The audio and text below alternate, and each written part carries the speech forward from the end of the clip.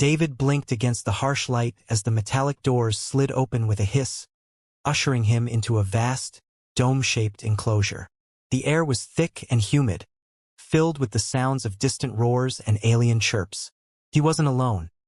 Around him, a dozen other humans, all bewildered and scared, assessed their new environment. "Where are we?" the woman next to him muttered, her voice barely above a whisper. "No idea," David replied, scanning the area for any sign of their captors or an escape route. "But we need to stay sharp. And together." A man with a strong build and a grim expression stepped forward. "I'm Tom. That's all I remember. They must have wiped our memories partially." David nodded in agreement. "David here, and you're right about the memory wipe. I can't recall how I ended up here, just flashes of something." Another man, younger and visibly shaken, introduced himself as Michael. "Do you think they're going to kill us?" he asked, his eyes wide with fear. "Not if I can help it," David assured him, clapping a reassuring hand on Michael's shoulder. "We need to understand what's happening. Stick together, watch each other's backs." As they conversed, a section of the wall slid open, revealing another chamber. From it, a tall, slender alien with gray skin and piercing yellow eyes emerged. It spoke, its voice a deep rumble translated into English by a device on its chest. "Welcome, humans, to Krillin. You have been chosen for the honor of participating in the hunt. Survival is your objective." "What kind of sick game is this?" Tom barked, stepping towards the creature. The alien's gaze didn't waver. "It is not a game to us, human. It is tradition. You will be released into the hunting grounds at sunrise. Prepare yourselves." As the alien departed, the group exchanged uneasy looks. "Okay, listen up," David said, his tone commanding attention. "We need a plan. We stick together, find shelter and weapons if we can. We're not going to play their game by their rules." "Agreed," Tom replied. "But we need to figure out who's good at what. Any skills that might help us." "I was a nurse," the woman, who introduced herself as Jenna, said. "I can handle medical issues and first aid. And I'm good with tech," Michael added. "Maybe I can mess with their devices or something." "Good," David nodded. "Let's spend the night figuring out what everyone can do. Tomorrow we change the rules." The group huddled closer, sharing their stories and skills, forming the beginnings of a tenuous bond that might, just might, give them a chance to survive the nightmare they had been thrust into.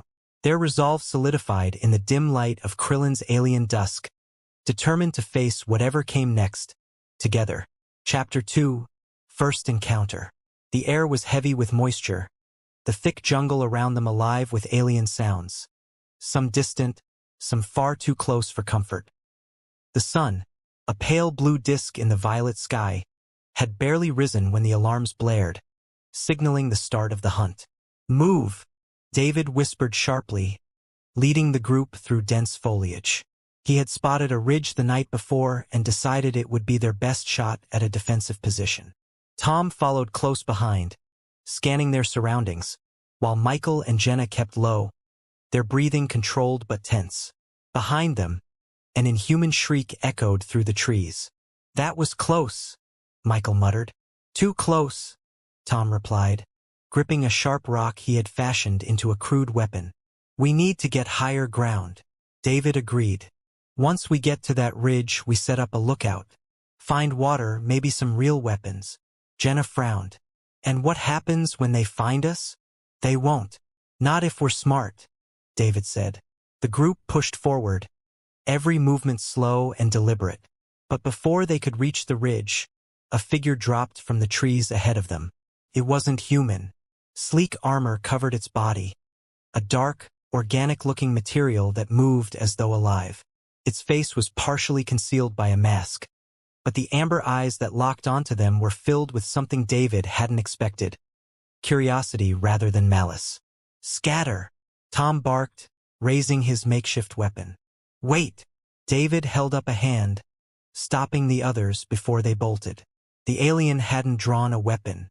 It was just watching. Then it spoke. "You are different." The voice was smooth, surprisingly gentle, but the translator attached to its throat made it slightly mechanical. David studied the alien carefully, noting the way its body language lacked the aggression of the hunters they had encountered earlier. "You're not here to kill us?" The alien tilted its head. "I do not partake in the hunt. I do not believe in it." Tom scoffed. "Yeah? Then what do you want?" "I want to understand." The alien removed the mask, revealing a face that was strikingly humanoid. Angular features, dark markings along her cheekbones, and deep-set golden eyes that seemed to glow under the jungle's dim light. David exchanged glances with the others before stepping forward. "You have a name?" "Elira," she said. "And you?" "David." She studied him for a moment. "You do not act as the others. Most run, or they fight blindly. You think before you move." "Thinking is the only thing keeping us alive right now," David said, still wary but sensing no immediate danger from her. "Why help us?" Elira hesitated before answering. "Because the hunt is wrong. My kind do not see it that way, but I do." Michael finally spoke up. "So what, you want to free us?" Elira glanced toward the treetops. "I cannot. Not yet. But I can show you how to survive. And, if you trust me, I may be able to help you escape." Tom let out a breath of frustration. "And why should we trust you? You're one of them." Elira's expression remained unreadable. "Because if I wished you dead, you would be." David studied her for a long moment, then nodded. "All right, we listen. But if this is a trap—" "It is not," she interrupted. Elira stepped aside, motioning for them to follow. "Come, the hunters will find this place soon. I know a safer way." David turned to the others. "We take the chance. Stay sharp, but let's move." As they followed the alien woman into the depths of the jungle, David couldn't shake the feeling that this meeting was going to change everything. Chapter 3: Bonds of Secrecy. The dim green light filtering through the jungle canopy created a surreal atmosphere. David and Tom crouched under the gnarled roots of an enormous tree, catching their breath. Around them, Michael and Jenna tried to stay silent, their faces still damp from the exertion of a long, tense run. "I don't like this," Tom muttered, wiping the sweat from his brow. "Why should we believe her? She's one of them." "She saved us," David countered, keeping his voice low. "We were dead the second those other hunters found us, and she turned them away." "She told them we were dead," Michael said, his voice shaky. "It's the only reason they left. I mean, that's something, isn't it?" Tom frowned, his eyes scanning the jungle. "I don't trust her. I'm not saying we shouldn't work with her if it keeps us alive, but let's not pretend she's on our side." "She risked a lot to help us," Jenna pointed out. "Why would she do that if she wasn't at least somewhat sincere?" David sighed. "It doesn't matter what her reasons are right now. What matters is we keep moving. If she's legit, then she's our best shot. If not, she is—" A voice interrupted from above. They all froze. David looked up and saw Elira perched on a branch, her golden eyes glowing faintly in the shadowy light. She dropped down gracefully, her armor blending with the jungle's colors. "I am on your side," Elira said. "But we must move quickly. The others will not be far behind." Tom stood, squaring his shoulders. "You keep saying that. How do we know you're not leading us into another trap?" Elira tilted her head, her expression calm. "You don't. You'll have to decide whether to trust me or not. But staying here is not an option." David stepped between them. "Enough. We don't have time to argue. If she's lying, we'll deal with it later. For now, we move." Elira nodded and gestured toward a faintly lit path. "There's a hidden stream this way. We'll rest there. You can decide what to do next after that." The group exchanged glances before reluctantly following her. As they walked, the tension slowly began to ebb. Elira didn't lead them into a trap. Instead, she showed them small signs of trust. She pointed out edible plants, explained which creatures were dangerous and which were harmless, and helped them avoid the automated drones that occasionally scanned the jungle floor. Eventually, they reached a shaded glen where a crystal-clear stream wound between moss-covered rocks. Elira knelt by the water, refilling a small canister from her belt. "You'll be safe here for a few hours," she said. Tom sat on a rock, watching her warily. "What's the catch?" "No catch," she replied without looking at him. "You need rest. You'll be more useful to me if you're not half dead." David knelt beside her. "More useful? So you need us?" "Your survival matters to me," she said softly. "It always has, even before I met you. You're kind." She hesitated. "I don't agree with what my people do. The hunt is cruel. And you are." Her gaze flickered toward him, then back to the water. "You're different." Michael stepped closer, curious. "Different how?" Elira stood, turning to face the group. "You fight, but not like other prey. You think. You adapt. And you?" She paused, her golden eyes meeting David's. "You protect each other." David held her gaze, searching for any sign of deception. Instead, he saw a flicker of something he hadn't expected: admiration, maybe even concern. "We've got a lot to learn about each other," he said. "But for now, I'll take your help, and I'll keep the group safe. Just don't expect us to drop our guard completely." Elira nodded. "Fair. But understand this. If we are to survive, we'll need to trust each other. At least a little." Tom muttered under his breath. Easier said than done. But he didn't argue further. As the group settled in to rest, David sat near Elira. For the first time, he felt the tiniest hint of hope that maybe, just maybe, there was a way out of this. They were still hunted, still outnumbered, and still far from safe. But they weren't alone anymore. Chapter 4. Turning the Tide. The stream ran quietly behind them as the group gathered close around a small patch of open ground. David crouched, using a stick to sketch a crude map in the dirt, while Tom stood nearby, arms crossed. Michael leaned against a tree, chewing on a piece of dried alien fruit that Elira had shown them was safe. Jenna sat on a rock, running her fingers through her tangled hair, her expression weary. Elira hovered at the edge of the group, her golden eyes fixed on David's sketch. "The terrain slopes upward to the north," she said. "If you can reach the ridge, you'll have the advantage." "You mean we'll be cornered?" Tom said, his tone sharp. "High ground or not, it's a dead end." "It's not," Elira replied calmly. "There's a hidden pass. Only a few of my people know about it. I can show you the way." David glanced up at her. "And once we're there?" She stepped closer and pointed to a spot near the ridge. "There's a cave system here. If you can secure it, you can turn it into a defensible position." Jenna shook her head. "We don't have the supplies to hold out indefinitely. Even if we hide, they'll find us eventually." "We're not hiding," David said firmly. He looked at each member of the group. "We're going to make it so they can't hunt us anymore." Michael's eyebrows shot up. "You mean fight back?" "Not like they expect," David said. "This isn't about brute force. It's about outthinking them. We need to start setting traps, confusing them, making them doubt their own safety." Tom frowned. "That's a tall order when we've got sticks and stones." "Elira can help," David replied, looking to her. "You know their tactics, their weaknesses. If we start hitting them where they don't expect, we can make the hunt more trouble than it's worth." Elira nodded slowly. "It's possible, but it's risky. If they realize what we're doing, they'll come down harder," Tom finished. "Yeah, we get it. They're already coming down hard," David said. "It's not like we're safe now. At least this way we'll have a chance to turn the tables."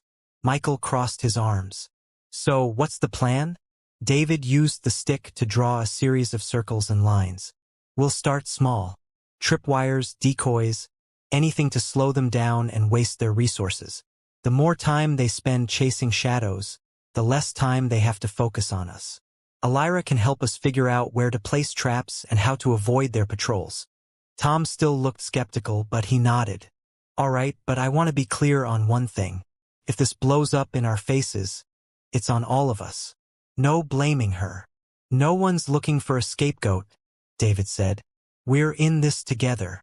Jenna stood, brushing the dirt from her hands. "I'll help with the traps.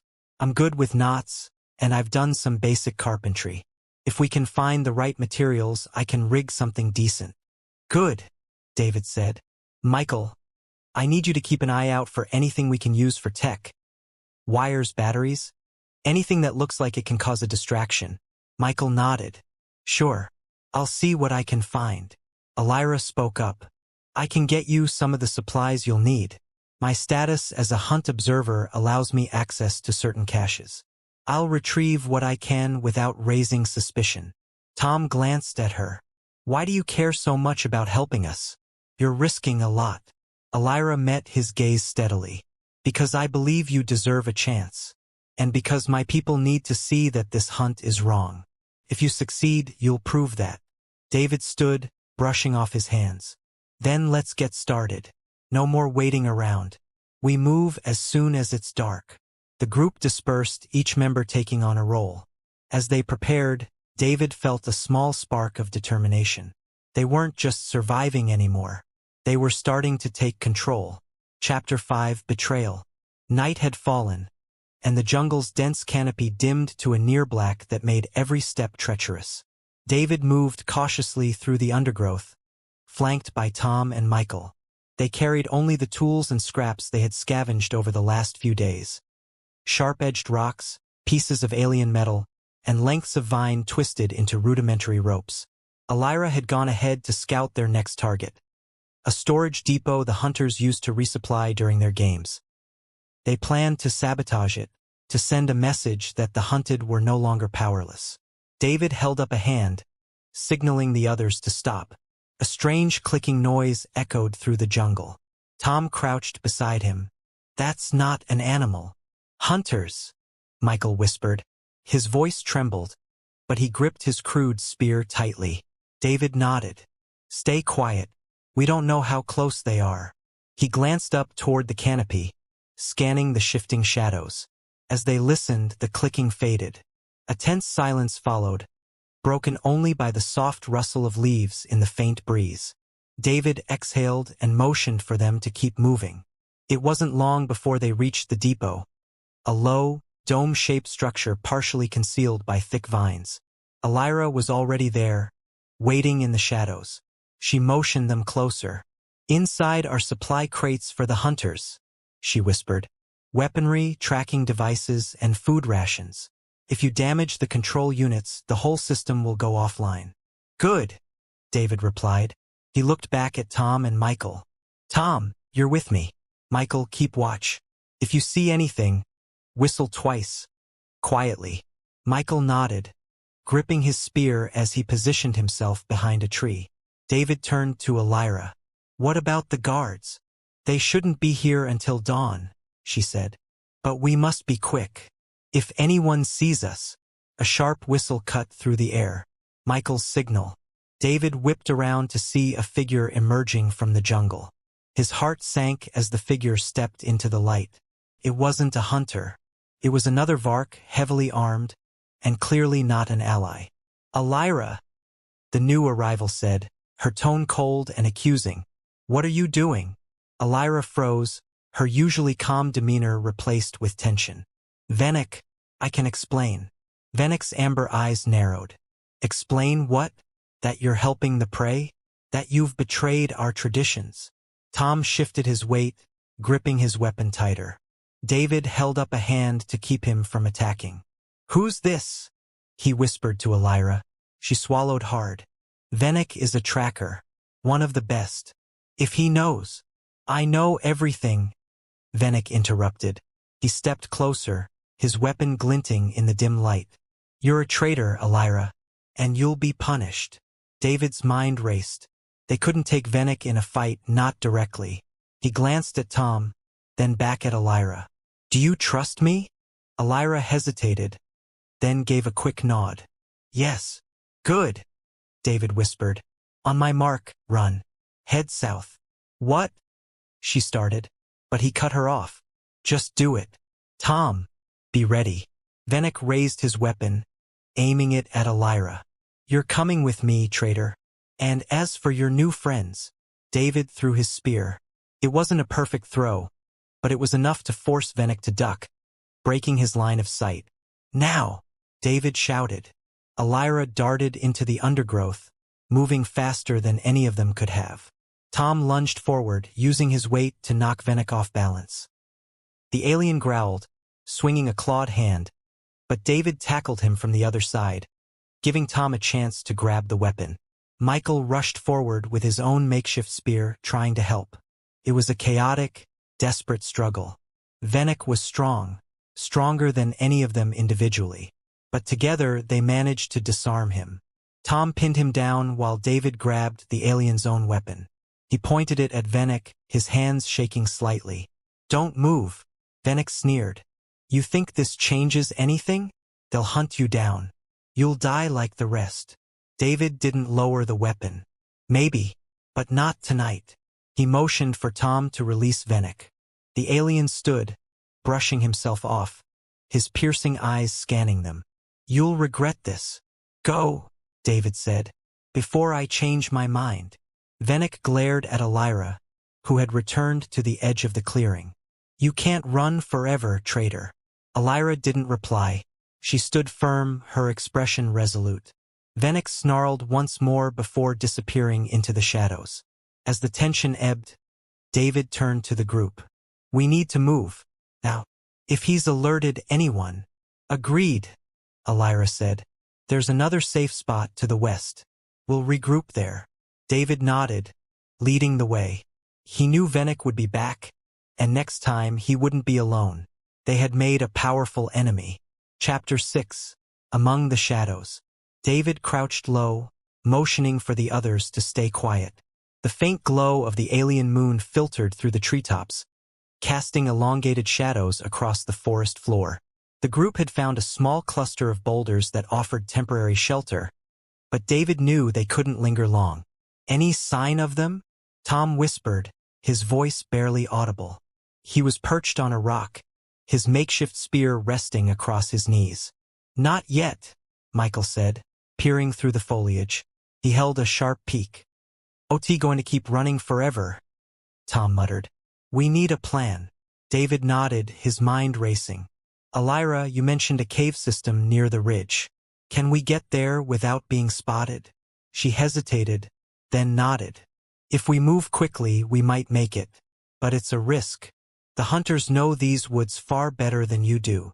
"We don't have a choice," David replied. "If we stay here, we're sitting ducks." Michael gripped his metal shard a little tighter. "What about traps? Can't we slow them down before we run again?" David considered it. "It could buy us time. Tom, you're good with knots. Think you can rig a tripline with those vines we found?" Tom nodded. "Yeah. Give me a few minutes." As Tom set to work, Jenna joined David and Elira. "What's the plan once we reach the caves?" she asked. David frowned. "We regroup. Figure out our next move. If we can get far enough in, we might be able to find something we can use, better tools, maybe even a way to communicate outside this planet." "That's assuming they don't corner us before we get there," Michael said. "That's why we're setting traps," David replied. "We'll slow them down enough to give us a head start." Elira knelt beside him, lowering her voice. "You realize Venick won't stop until he's found us. He's not just another hunter. He's one of the most skilled trackers in our ranks. If he's convinced the others you're a threat, they'll come in force." David glanced at her. "Then we outthink him. We've done it once. We'll do it again." Elira looked at him for a long moment, her golden eyes searching his face. "You're different from the others I've seen. Most would have given up by now." He didn't reply right away, focusing instead on the rough terrain ahead. Finally, he said, "Giving up isn't an option." Tom's voice broke the tension. "Got it. Tripline set. If they come through here, they'll have a nice surprise waiting." "Good," David said. "Let's move." The group slipped through the dense foliage, staying as quiet as possible. The terrain grew rockier as they climbed, the air thinner. David led the way, scanning for movement, while Tom and Michael flanked the rear. Elira moved effortlessly, her steps light and silent. As they crested a small hill, they saw the faint outline of the ridge ahead. Beyond it lay the caves Elira had mentioned. But before they could breathe a sigh of relief, The distinct sound of alien clicks echoed in the distance. "They're closer than I thought," Elira said, her voice tense. "We need to hurry." David picked up the pace, urging the group forward. The clicking grew louder, and with it, the rustling of leaves and the unmistakable sound of footsteps. Alien and steady. Tom glanced back. "They're right on our heels." "Keep moving," David called. The ridge was just ahead. Elira broke into a sprint, leading the group down a narrow path that twisted between jagged rocks. They stumbled into the mouth of a cave, breathless and on edge.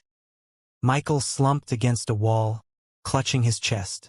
"We made it," he gasped. "For now," Elira said. She scanned the dark entrance. "We'll need to go deeper. They won't stop at the entrance." David took a moment to catch his breath, then motioned to the others. "Check your gear. Whatever we have, make sure it's ready. If they follow us in here, we fight with everything we've got." Tom nodded, gripping his spear.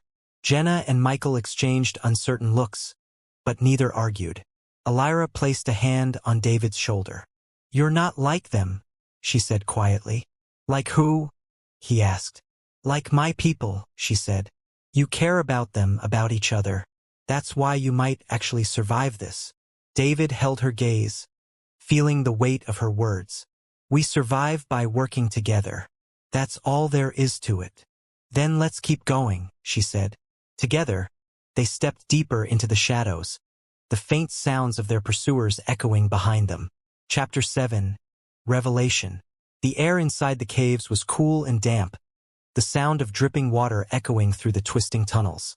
David led the group deeper into the darkness, his eyes adjusting slowly to the faint bioluminescence coming from the walls.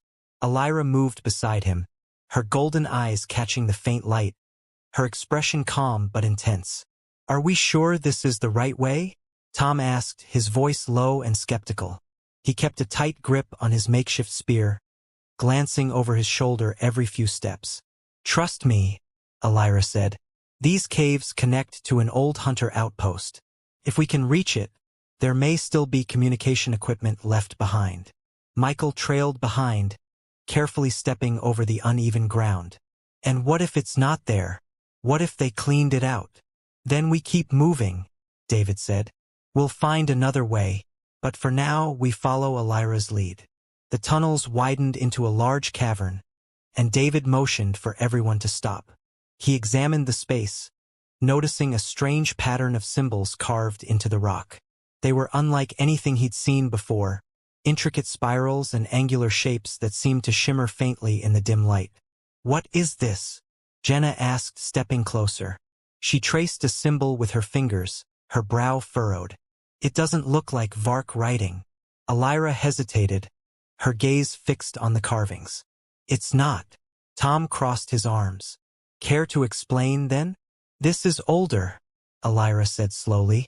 "It's a remnant of the ones who came before the Vark. A different civilization." David exchanged a look with Tom. "What do you mean, the ones who came before?" Elira turned to face them fully. "You assumed the Vark created this world, this hunting tradition. But that's not the truth. Long ago, another race lived here. One that valued knowledge, exploration, and balance. The Vark found their ruins, their technology, and we adapted it. Over time, the original meaning of these places was lost. They became hunting grounds, proving grounds. The original builders would be horrified by what we've done." Michael frowned, his fingers brushing the cool stone. "You're saying your people turned a peaceful civilization into a giant game reserve?" "Yes," Elira said, her voice soft. "And I have questioned it my entire life. I grew up hearing tales of these old ones, of how they worked with other species rather than hunting them. That's what first made me doubt our traditions." Tom stepped forward, his expression skeptical. "And now what? You're suddenly a freedom fighter because you heard bedtime stories?" Elira's gaze didn't waver. "It's not sudden. That's why I joined the hunt as an observer rather than a participant. That's why I helped you. I want to show my people that there's another way." David held up a hand before Tom could respond. "We're getting off track. Elira, if this place is so important, could it have something we can use?" Something to turn the tables on the hunters. Elira glanced at the symbols again, her expression thoughtful. There might be. These old ones were masters of energy manipulation. If we can find their central chamber, there may still be power left. Enough to disrupt the hunters' tracking systems, or even contact someone beyond this world. Then we find that chamber, David said. How far is it? Not far, Elira replied. But we must be careful. These caves are known to shift. The hunters avoid them for that reason. Tom snorted. Great. So now we're wandering through a maze that might trap us. It's a risk, Elira admitted. But it's one worth taking. David turned to the group. If we stay out here, we're sitting targets. In here, at least we have a chance to find something that gives us an edge. Jenna nodded. I say we go for it.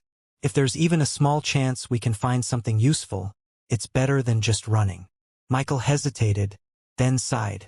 I'm in, but let's not split up. If this place shifts like Elira says, I don't want to lose anyone. Tom muttered something under his breath but ultimately nodded. Fine, but I don't trust any ancient power to save us. If this goes sideways, we'll deal with it, David said firmly. Let's move. Elira led them further into the cavern. The symbols on the walls became more frequent, glowing faintly as they progressed. David couldn't help but wonder what kind of civilization had created this place, and what they might have left behind. Chapter 8. A New Dawn. The faint, otherworldly glow of the ancient chamber cast long shadows across the group as they stepped inside. The air felt heavier here, humming faintly with an energy that was almost tangible. In the center of the room stood a pedestal carved with intricate, alien designs. Above it, a crystalline structure hovered, pulsing with a dim, rhythmic light. This must be it, Elira whispered, stepping forward cautiously. The core of the Old One's energy system. David approached the pedestal, studying the floating crystal. So this thing, what does it do? Can we use it to stop the hunters? If it still works, Elira replied, brushing her fingers over the carvings. It could disrupt their entire tracking network. It might even send a signal beyond this planet. Michael leaned in, staring at the glowing crystal. Looks like something out of a sci-fi movie. Are we sure it's not going to blow up in our faces? Jenna gave him a faint smile. At this point, I'll take any chance we can get. Tom, standing near the entrance, kept his weapon at the ready. Whatever it does, we need to do it fast. I don't like the idea of those hunters figuring out where we are. David nodded. Agreed. Elira, how do we activate it? Elira studied the markings on the pedestal. There should be a sequence. The Old Ones often used patterns and pressure points. If I can decipher this, I can get it running. Then let's buy her time, David said. Tom, Michael, keep watch at the entrance. Jenna, help Elira however you can. I'll take a look around for anything else we can use. As Elira and Jenna worked to decode the pedestal's mechanisms, David moved along the chamber's edges, scanning for clues or additional tools. He found a series of smaller crystals embedded in the walls, faintly glowing. It seemed the entire room was part of one massive system.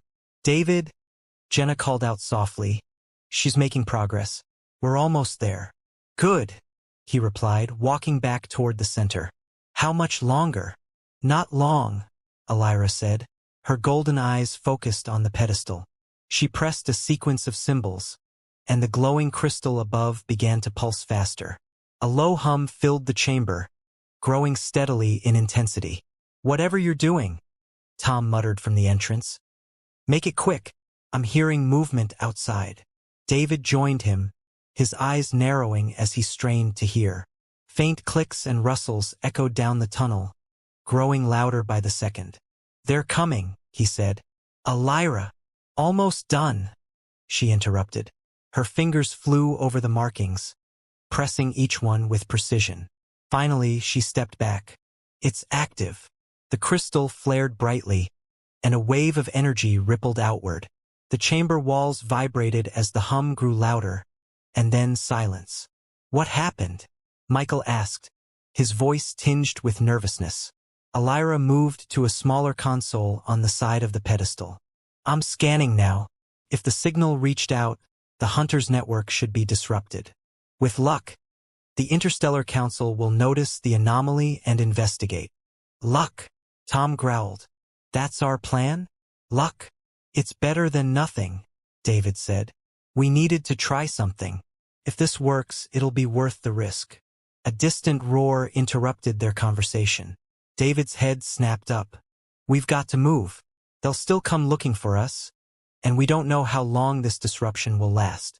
Michael and Tom exchanged glances, then nodded. The group turned back toward the tunnels, moving quickly but carefully. The sound of footsteps and alien cries grew closer, but the usual clicking of the Hunter's tracking devices seemed to have stopped. It's working, Elira said as they moved. They can't pinpoint us. That's a start, David replied.